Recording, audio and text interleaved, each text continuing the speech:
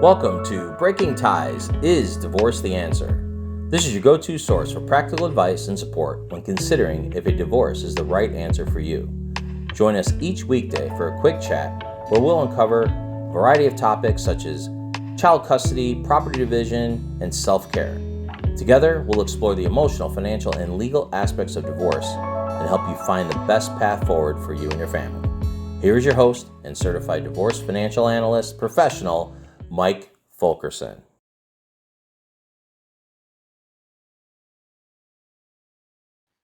Hello and welcome back to the Breaking Ties Is Divorce the Answer podcast. I'm your host, Mike Fulkerson, financial advisor and certified divorce financial analyst professional. Today, this topic, really comes up frequently during divorce proceedings, and we're going to look at distance and child custody. So let's face it, life changes after divorce. I don't think I have to share that with you, but nonetheless, we want to keep that at the forefront. We got things like potentially new jobs, new relationships, sometimes even new cities can be on the horizon. But what happens when those changes involve significant distance and you have children? Can you move and still maintain a healthy relationship with your kids? Well, the short answer, it depends. I mean, there is no magic number of miles for a judge to consider that's too far, let's say. Instead, courts are going to focus really on one overarching principle, and that is the best interest of the child.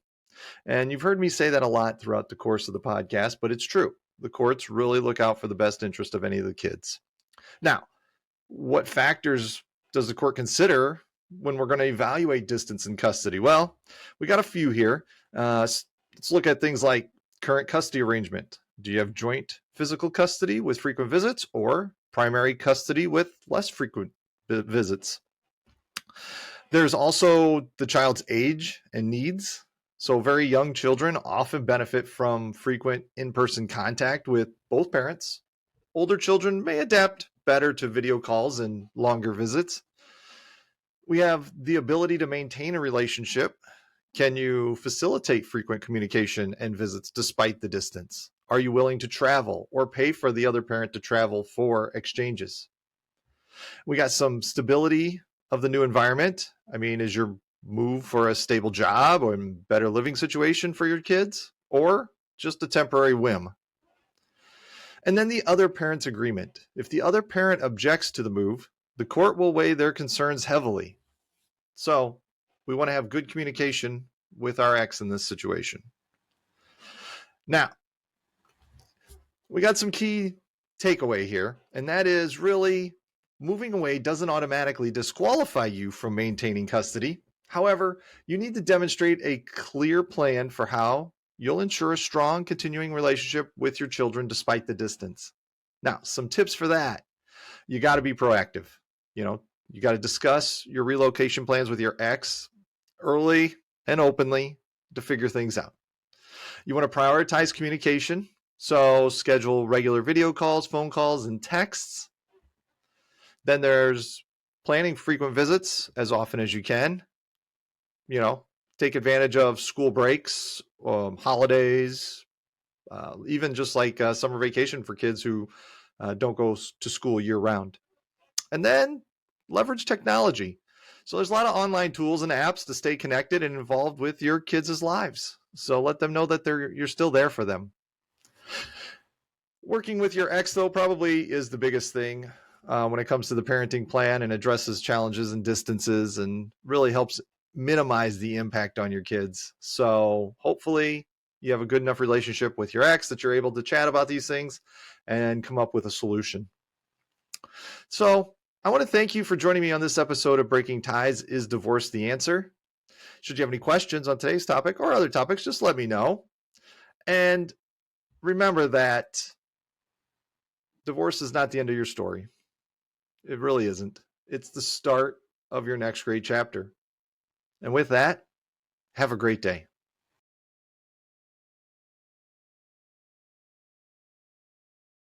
Hello and welcome back to Breaking Ties Is Divorce the Answer? I'm your host, Mike Fulkerson, financial advisor and certified divorce financial analyst professional. And today we're going to dive into a pretty complex topic, and that is uncovering hidden assets during a divorce. Let's face it, a fair division of assets is pretty critical in any divorce settlement. But what happens if you suspect your spouse is hiding money or other valuables? Don't worry. First and foremost, you're not alone. Here are some ways that you can think about navigating the situation. You're going to want to gather those existing documents. I mean, really, you've already got access to them. They're like bank statements, tax returns, investment records, and pay stubs. And this is going to give you a baseline for your spouse's financial picture. And we're going to then move to reviewing spending habits. And so we're looking for those inconsistencies between your spouse's income and lifestyle, unexplained cash withdrawals, expensive new purchases, or sudden changes in spending patterns could be red flags. And then we have the power of discovery. In most divorce proceedings, there's a legal process called discovery, and this is going to allow you, through your attorney basically, to request financial documents and information from your spouse. And this can be a treasure trove of information revealing hidden accounts or investments. But we don't want to underestimate the obvious, and that is sometimes the simplest things can really be overlooked. Check safety deposit boxes, scour for hidden compartments and furniture, and consider getting an appraisal of valuable assets like jewelry or artwork. And lastly, we want to think outside the box. Hidden assets can come in many forms. Be wary of sudden gifts from family or friends, transfers of properties to third parties, or unusual business expenses. Now, let's look at a few additional strategies that might be helpful. And one is you could hire a forensic accountant. These are financial specialists really who have expertise in analyzing complex financial records and identifying discrepancies. They can be really invaluable in uncovering hidden assets, especially if your spouse is particularly adept at hiding them. Talk to a trusted source. I mean, if you do suspect your spouse is confiding in someone about hidden assets, discreetly reach out to friends, colleagues, or even family members. And you want to use a little caution to see, because we're going to see if they have any insights. We want to be aware of limitations. While there are ways to search for hidden assets, it's important to be realistic. Some assets might be extremely well concealed, and there's no guarantee you'll find everything. Really, the bottom line here is finding hidden assets can really be a complex process. But with a combination of investigation, legal muscle, and potentially a forensic accountant, you can increase your chances of achieving a fair settlement. Remember, open communication with your attorney is key. They can guide you through the legal process and advise you on the best course of action for your specific situation. So, if you're considering a divorce, unearthing hidden assets can be a daunting task, but with the right approach and legal guidance, you can protect your financial interests. I want to thank you for joining me on this episode of Breaking Ties is Divorce the Answer. Should you have any questions, leave a comment, reach out to me. Happy to help. Divorce is not the end of your story. It is the start of your next great chapter. And with that, have a good day.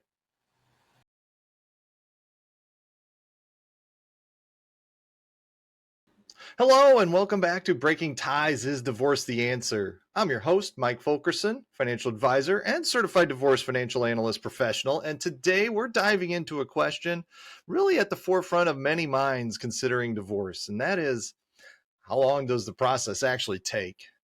Now, let's be honest, facing divorce brings a whole whirlwind of emotions. But really, amidst the uncertainty, understanding the timeline can offer at least a small sense of control. So, how long should you expect to be in this legal limbo? Well, unfortunately, as most things, there isn't a one-size-fits-all answer. The duration of the divorce really depends on several factors, and we're going to break it down into two main categories: contested versus uncontested divorces. Now, an uncontested divorce, this is the faster and smoother route. Here, you and your spouse agree on all the major issues: child custody, division of assets, debts, spousal support or maintenance, if needed, and then, and whatever other little things, odds and ends you guys need to agree on. In this scenario, the average time frame falls between 3 months to, say, a year. And the exact time really just hinges on court backlogs and your state-specific waiting periods and any other parts of just conversation and negotiation. Now, a contested divorce, if you can't reach agreements on key issues, the process becomes more complex. Lawyers get involved, negotiations ensue, and potentially a trial. This scenario can take anywhere from 1 to several years. Now, it is possible that it could get done before less than a year as well. So remember, we are just talking about some averages. Now, what can significantly impact the timeline? Well, let's look at a list here real quick. One is complexity of assets and debts.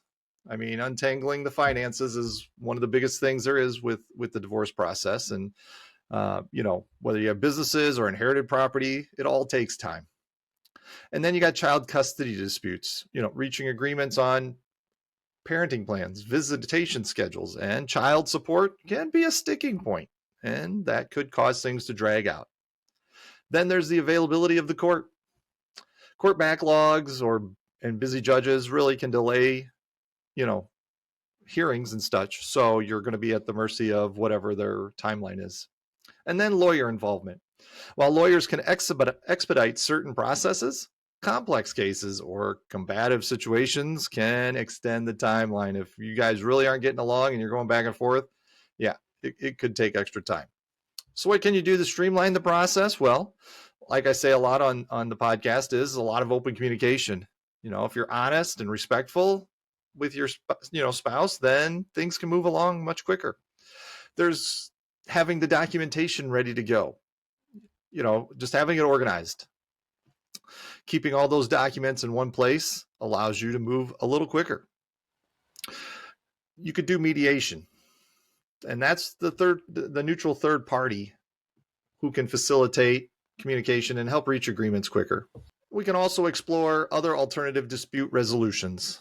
Options like collaborative divorce can be faster and less adversarial. So we want to keep in mind that patience is key.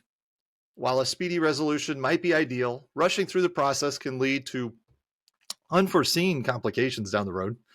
And you're going to want to consult with a qualified divorce attorney, because that's pretty important to make sure everything is fair in your part of the divorce process. They can also give timelines and estimate things and let you know what the courts are like. I want to thank you for joining me on this episode. Is Divorce the Answer? Should you have any questions, please feel free to reach out or leave a comment. Divorce is not the end of your story. It is the start of your next great chapter. Take care.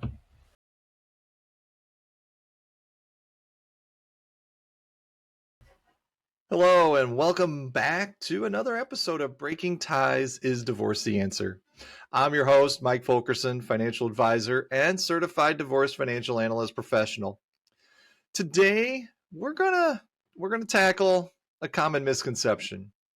The idea that infidelity automatically translates to a more favorable outcome in your divorce settlement. I mean, let's face it, discovering your spouse has cheated can be earth-shattering. It could be the reason for the divorce.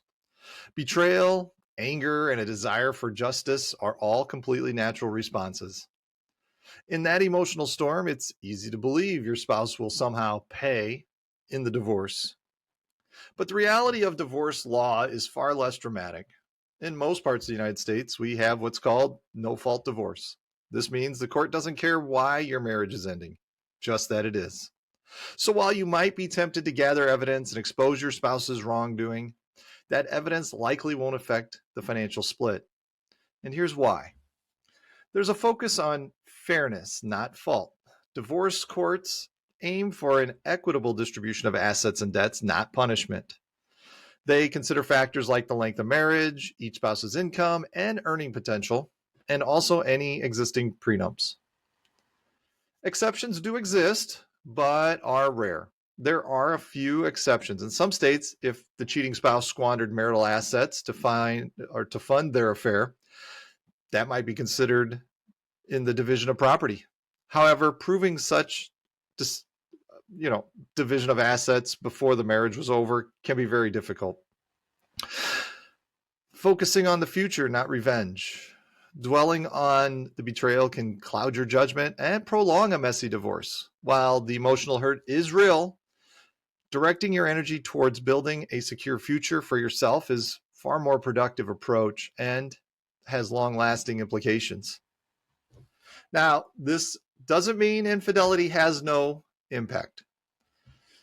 Spousal maintenance, in some cases, if the cheating spouse was the primary earner and the marriage lasted a long time, the innocent spouse might be awarded spousal maintenance to adjust to their financial reality. It's new. So for most people, you're going to want to make sure that if spousal maintenance is there for you, take advantage of it, especially from a cheating spouse. There's also the emotional toll. The emotional fallout from infidelity can be significant, impacting your mental and physical health. Don't underestimate the importance of seeking professional support to navigate this difficult time. So the bottom line really is that infidelity is a devastating blow to a marriage, but it doesn't guarantee a more favorable divorce settlement. Focus on what truly matters, your emotional well-being and a fair financial split. I think it's always important that before you make any kind of decisions, you should consult with a qualified divorce attorney. They can advise you on your legal aspects specific to your situation. Remember, knowledge is power and also your friend. I want to thank you for joining us on this episode of Breaking Ties. Is Divorce the Answer? Should you have any questions, feel free to comment or reach out. Happy to help. Divorce is not the end of your story. It is the start of your next great chapter. Until next time, have a good day.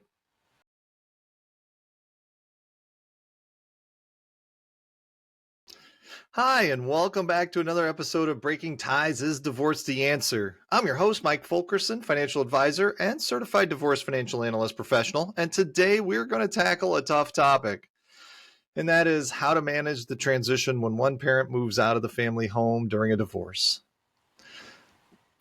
To be fair, divorce is hard for everyone, but it can be especially hard on children. When one parent leaves the home, it can feel like the very foundation of their world is crumbling. So how do you make this transition as smooth as possible for your kids? Well, let's look at some strategies here. Top of the list, let's start with open communication. Talk to your kids. You got to talk about it in an age-appropriate way. The move is going to happen whether you want it to or not. Be honest, but avoid bad-mouthing your ex. Explain that even though the living situation is changing, your love for them remains constant. Now, you're going to get different reactions. Kids of all ages will react differently. Younger children might feel scared or confused. Teenagers might be angry or withdrawn. Be patient, listen to their concerns, and validate their emotions. One of the things that can really help is creating a predictable routine. And children really do thrive on consistency. So develop a clear schedule for when they'll be with each parent, including routines for bedtime, meals, homework. Stick to the schedule as much as possible, even if it means sacrificing some adult flexibility. And then you could consider packing a comfort kit. Help your child pack a small bag with familiar items like a favorite stuffed animal, a picture of the other parent, or a special blanket. This can provide comfort and a sense of security when they switch between homes. Now, if possible, we want to try to keep the other parent's belongings in a separate area of the house for the time being. This allows your child to maintain a sense of normalcy in their own space. And we're going to want to encourage open communication with both parents. Reassure your child that it's okay to talk to both of you about anything. Their feelings about the move, their anxieties, or how they're adjusting. Anything. You want to keep that available to them. And then sometimes you might want to get professional help. If your child is struggling to cope with the transition, considering, seeking professional help from a therapist who specializes in working with children of divorce. It can really be beneficial. We want to remember that this is a temporary phase. While things may feel really chaotic, and they will, the dust will eventually settle and everyone will get used to the new normal. Despite your differences with your ex, you still a team when it comes to raising your kids. So you're going to want to work together to create a supportive and loving environment for them in both homes. And then take care of yourself. You can't pour from an empty cup. Prioritize your own mental and emotional well-being so that you can be a strong and supportive parent during this challenging time. So, as you can tell, there's no one-size-fits-all answer, but navigating this transition requires careful planning and probably more communication with your ex than you would like. I want to thank you for joining me on this episode of Breaking Ties. Is Divorce the Answer? Should you have any questions on today's topic or other financial planning issues, feel free, leave a comment. Divorce is not the end of your story. It is the start of your next great chapter. Until the next episode, take care.